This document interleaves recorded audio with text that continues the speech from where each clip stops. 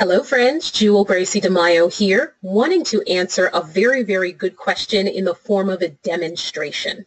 So the question is, how do I identify the relevant person to contact when there's no one indicated in the ad? Now, this is the actual ad from the person who asked the question. Now, this ad happens to be from LinkedIn, but you can do this regardless of where the ad comes from, whether it's Indeed, Monster, Execunet, anywhere.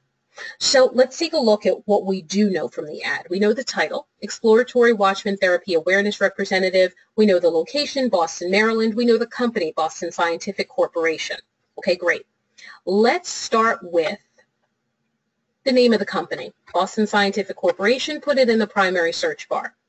Now, as soon as we pop that in, even before we hit search, LinkedIn is asking us, do we want people who work there? Do we want jobs there? What do we want? So we want people. Let's go ahead and click that. And then you can see the tabs across the top of the page, people, jobs, posts, companies, groups, and schools. Great. We have 307 results. Pretty good, except that it's too many results. So we need to narrow that down. We're going to do a couple of things. Number one, we're going to use the search filters that are running vertically down the right side of the page. You can filter people by how they're connected to you, first, second, or third, by locations, by current company, and current company is definitely what we want. So the search filters can be a little bit finicky.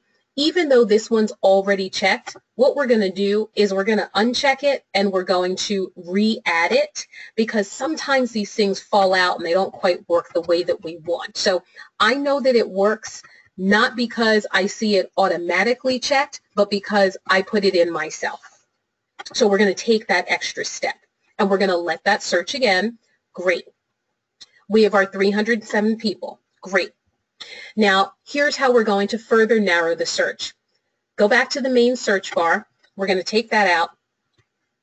And LinkedIn, still in the main search bar, all the way over to the right, it says structuring your search.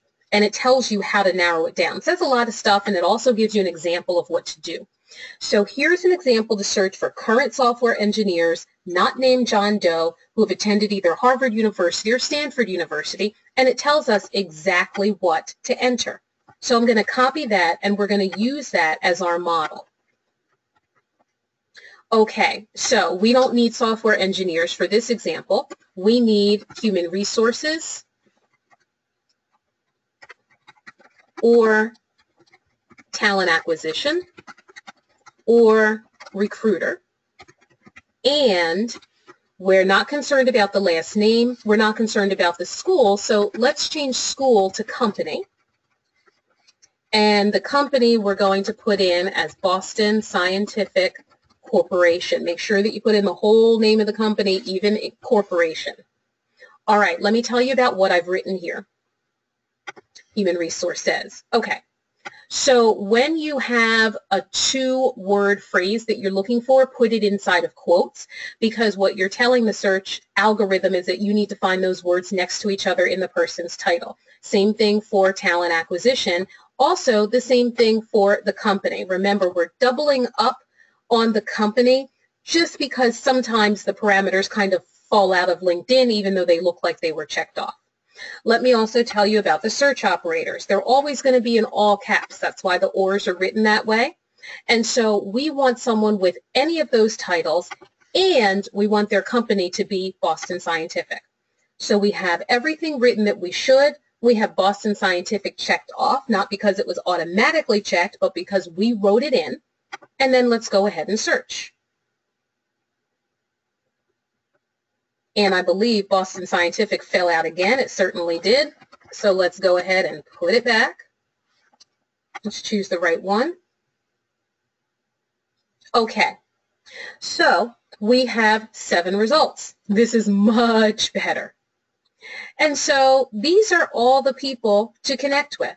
Jessica, Theo, Eric, Bob, Jennifer.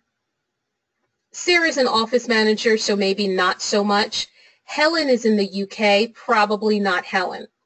Now, all of these people are going to be relevant. Now, you can reach out to them, and in your message, you can ask them to direct you to the relevant person if it is not Jessica herself or Theo herself. But these are how you find the relevant people. That's what you're going to do each and every time you come across an opportunity.